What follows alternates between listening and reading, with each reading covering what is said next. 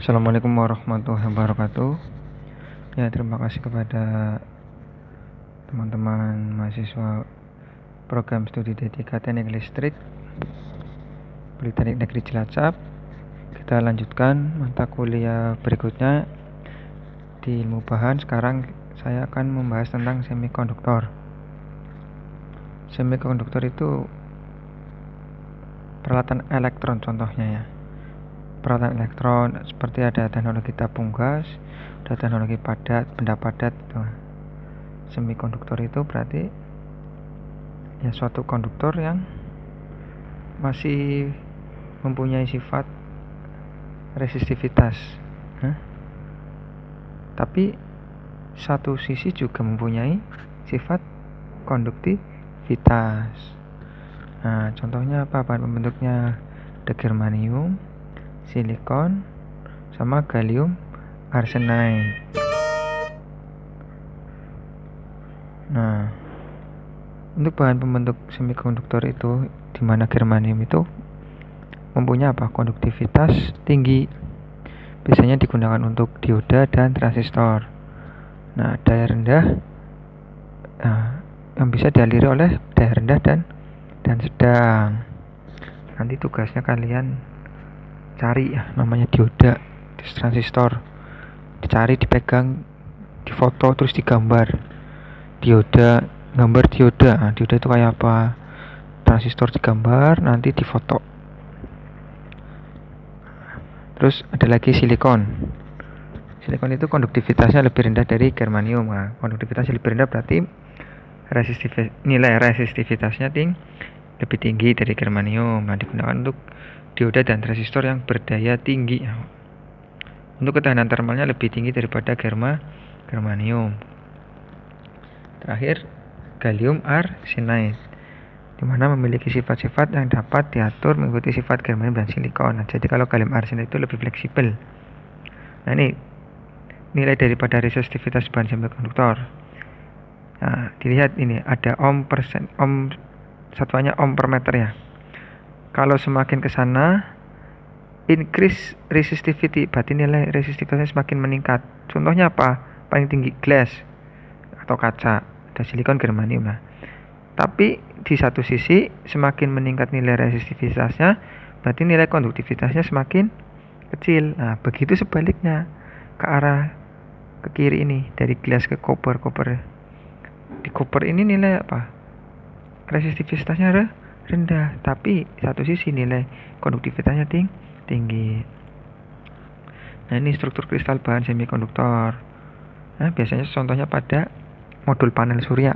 Nah, nanti ada sendiri bahas modul panel surya, dimana elektron pair bonds ini adalah pasangan elektron yang berikatan. Ini ada elektron yang berikatan. Nah, ini atom. Elektron itu yang bisa berpindah. Di sini kodenya apa? Negatif. Nah, di sini ada ketidakmurnian bahan semikonduktor. Ada dua, yaitu yang jenis P dan jenis N. Nah, jenis P itu mengandung aluminium, gallium atau indium, memiliki kekurangan elektron pada atomnya yang bermuatan positif, terus resistivitasnya lebih rendah. Nah, di sini sifat pada jenis P, ketidakmurnian bahan semikonduktor jenis P itu apa? Resistivitasnya lebih rendah. Nah, sehingga muatannya positif. Nah, muatan positif berarti kekurangan elektron. Di sini ada lubang ini nih, ada lubang. Hole, lubang pada elektron, jadi tidak full. Nah, kalau yang N, jenis N mengandung arsenik dan antimoni. Kalau yang tadi mengandung gallium dan aluminium, kalau ini mengandung arsenik dan antimoni. Nah, kebalikannya jenis N ini apa? Kelebihan elektron pada atomnya, elektronnya kelebihan turah-turah ini, sehingga resistivitasnya juga lebih rendah. Nah, sambungan P dan N ini sambungan P dan N. Nah, pada junction P dan N, biasanya pada material apa? Transistor ya. Bisa dilihat aliran sambungan P dan N. Ini arahnya jika reverse bias itu dari P ke N. Nah, kalau forward bias dari N ke P, kebalikannya. Nanti lihat sendiri ya, cari tugasnya tadi. contoh lain tadi berupa apa? Dioda. Di sini kita pengertiannya dioda. Dioda semikonduktor dibentuk dengan cara menyambungkan semikonduktor tipe P dan tipe N yang sebelumnya telah dijalin dalam bahan-bahan semikonduktor. Pada saat terjadinya sambungan junction P dan N, hole atau lubang pada bahan P dan elektron pada bahan N di sekitar sambungan cenderung untuk berkombinasi. Hole dan elektron yang berkombinasi ini saling meniadakan, sehingga pada daerah sekitar sambungan ini kosong dari pembawa muatan dan terbentuk daerah pengosongan. Nah, lihat pada gambar. Ya. Nah, nanti kalian cari tahu dioda itu apa sih, dioda gambarnya. Nah, oleh karena itu, pada sisi P tinggal ion-ion akseptor yang bermuatan negatif dan pada sisi N tinggal ion-ion donor yang bermuatan positif. Namun proses ini tidak berlangsung terus karena potensial dari ion-ion positif dan negatif ini akan menghalingnya. Tegangan atau potensial ekivalen pada daerah pengosongan ini disebut dengan tegangan penghalang atau perir potensial. Biasanya besarnya tegangan penghalang ini sekitar 0,3 volt untuk germanium dan 0,7 volt untuk silikon. Nah, pada gambar ini ya.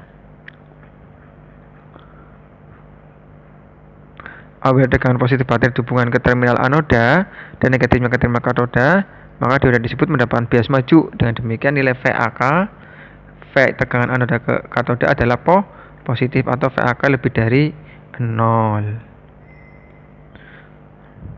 Dengan pemberian polaritas tegangan seperti pada gambar tadi, yakni VAK positif, maka pembawa mayoritas dari bahan tipe P akan tertarik oleh kutub positif baterai, melewati persambungan dan berkombinasi dengan elektron pembawa mayoritas bahan tipe N. Demikian juga elektronnya akan tertarik oleh kutub positif baterai untuk melewati persambungan. Oleh karena itu, daerah pengosongan terlihat semakin menyempit pada saat dioda diberi bias maju, dan arus dioda yang disebabkan oleh pembawa mayoritas akan mengalir, yaitu ID, arus pada dioda. Nah, ini seperti pada bias mundur. Kebalikannya tadi, pemberian tegangan negatif baterai ke terminal anoda dan tegangan positif ke terminal katoda dari anoda. Dengan kata lain, VAK-nya adalah negatif yang terjadi bias mundur. Sekarang lanjut ke support konduktor. Nah, di sini ada sejarah superkonduktor ya. Ditemukan oleh Heike Kamer Ones dari Universitas Leiden, Belanda tahun 1911. Di situ kasusnya itu berhasil mencairkan helium dengan cara mendinginkan hingga 4 Kelvin atau minus 269 derajat Celcius. Pada hampir suatu logam akan turun ketika didinginkan di bawah suhu ruang. Nah, untuk superkonduktor tersendiri itu seperti kayak kereta magnet itu ya, yang bisa melayang. Jadi ketika ada suatu material diberikan suhu dingin, itu yang terjadi apa? Hambatannya mendekati 0, bahkan tidak ada sama sekali. Nah, makanya disebut superkonduktor. Nanti bisa dibaca, ada efek Meissner ya. Efek Meissner itu apa? Nanti tulis di tugas ya, efek Meissner itu apa, cara kerjanya gimana. Nah, konsepnya superkonduktor itu gimana? Konsep daripada superkonduktor, suatu bahan dapat mengalirkan arus listrik tanpa tegangan listrik sedikit pun. Nah, apakah ini mungkin didapatkan? Oh, bisa. Jadi suatu bahan yang terdiri dari campuran unsur-unsur tertentu yang dapat mengalirkan arus listrik tanpa tegangan pada suhu yang sangat rendah. Tadi sampai berapa? 4 derajat Kelvin. Nah, arus yang mengalir pada rangkaian tertutup dari bahan superkonduktor akan terus mengalir selamanya, sehingga superkonduktivitas ini disebut juga sebagai fenomena kuantum makroskopis. Nah, ini aplikasinya itu yang kereta cepat itu loh, kereta cepat Shinkansen. Cuman keretanya kayak melayang, nggak nempel sama rel. Nah, suatu fenomena terjadi pada suatu bahan jika berada pada suhu yang sangat rendah akan memberikan ciri-ciri resistensinya menjadi 0, bersifat menolak. Nah, medan magnet efek Meissner tadi ini ya, gambarnya melayang. Sedangkan superkonduktivitas dapat terjadi pada bahan konduktor murni, campuran logam atau alloy, bahan semikonduktor dan bahan isolator. Tetapi tidak terdapat pada emas, perak dan bahan ferromagnetik. Bahan ferromagnetik itu apa? Yang mempunyai sifat magnet apa? Nanti dicari sendiri ya bahan ferromagnetik itu ada apa aja. Ini di tugas bahan ferromagnetik itu seperti apa contohnya ya. Nah, ada temperatur kritis. Ketika temperatur bahan diturunkan dari temperatur ruang normal sampai pada batas temperatur tertentu, bahan ini akan memiliki sifat superkonduktor. Temperatur bahan pada saat terjadinya perubahan sifat bahan ini dinamakan sebagai temperatur kritis. Contoh pada merkuri padat, nah temperatur kritisnya 4,2 derajat Kelvin. Terus ada pada magnesium diborida, nah ini sifatnya pada suhu 39 derajat Kelvin sudah mencapai temperatur kritis. Untuk kelas bahan superkonduktor, untuk kelas 1 disebut low temperatur superkonduktor adalah bahan yang harus berada pada suhu yang sangat rendah, sedangkan pada kelas 2 adalah bahan yang dapat berada pada suhu di atas bahan kelas 1. Ini tabelanya ya. Superkonduktor yang blue yang warna biru itu apa? Nilainya tadi di kelas 1. Nah, kalau yang hijau kelas 2. Ini materialnya ada nilainya masing-masing. Nah, ini dalam derajat Kelvinnya. Kalau ke Celsius nanti diubah sendiri cara mengubahnya, bisa kan? Dari Kelvin ke Celsius. Ini untuk tugas cara mengubah derajat Kelvin ke Celsius ya. Ini ditulis berapa suhu ketika pada derajat Celsius. Ini kan satuannya masih Kelvin. Nah, nanti buat tugas ya.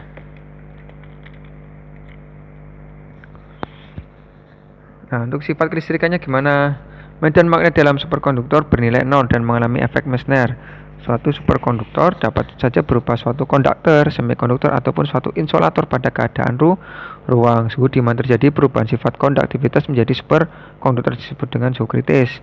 Pada umumnya sifat suatu bahan dapat dibedakan melalui resistivitas elektrik seperti yang ditunjukkan pada tabel. Nah, ini tabel resistivitas. Jadi ketika isolator itu nilai resistivitasnya ya tertinggi 10 sampai 10 pangkat 16. Nah, contoh bahannya ini. Nah, nanti lihat sendiri ya. Tapi ketika superkonduktor itu nilai resistivitasnya 0, tidak ada. Nah, ini bahan logamnya yang tersusun dari kisi-kisi dan basis serta elektron bebas. Jadi ketika medan listrik diberikan pada bahan, elektron akan mendapat percepatan. Medan listrik akan menghamburkan elektron ke segala arah dan menumbuk atom-atom pada kisi. Hal ini menyebabkan adanya hambatan listrik pada logam konduktor. Bisa dilihat di gambarnya.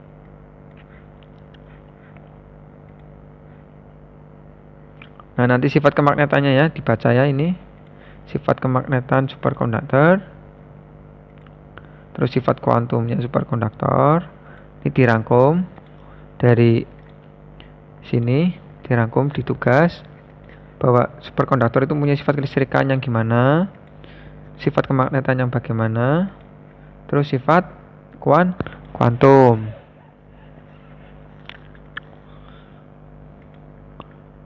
Nah, ini perkembangannya nanti dibaca saja. Untuk aplikasinya sekarang, aplikasi bahan superkonduktor untuk apa sih dibuat ini gini? Pertama, sistem deteksi kecepatan ultrasonik dan gelombang ultrasonik mampu mendeteksi tumor otak, dasar atau kedalaman lautan, kemudian ikan oleh nelayan dan gunung. Jadi kalau superkonduktor itu bisa ditembakkan untuk mencari kedalaman tumor otak sama kedalaman lautan. Kan ukur laut kan susah. Nah, kabel listrik. Nah, kalau pakai kabel listrik, maka energi listrik tidak akan mengalami disipiasi atau apa? Kehilangan energi. Karena untuk bahan materialnya dari superkonduktor kan resistivitasnya 0. Nah, terakhir kereta magnet atau maglev, magnetic levitation train. Bagi yang penasaran maglev, lihat di YouTube, ketik ini magnetic levitation train. Nah, di Jepang ada ini, nanti dilihat sendiri di YouTube. Terus bisa untuk generator, generator listrik yang super efisien. Nah, di mana pemerintah AS dan Jepang sedang berencana menggunakan apa? Kabel superkonduktor dengan pendingin nitrogen untuk menggantikan kabel tembaga. Terus dapat mentransmisikan arus yang lebih apa? Meningkat. Padahal dengan 250 pon kabel semula dapat menggantikan 18.000 pon kabel tembaga. Jadi efisiensi sekali, Mas. Nah, nggak ada hambatannya. Superkomputer juga. Dan terakhir sebagai DSMS, Distributed Superconducting Magnet Energy Storage. Nah, sekian. Kalau ada pertanyaan nanti ditulis. Turunnya sama. Jangan lupa ya untuk absen. Sekian perkuliahan ilmu bahan kali ini tentang superkonduktor. dan semikonduktor. Saya mohon maaf apabila ada salah kata.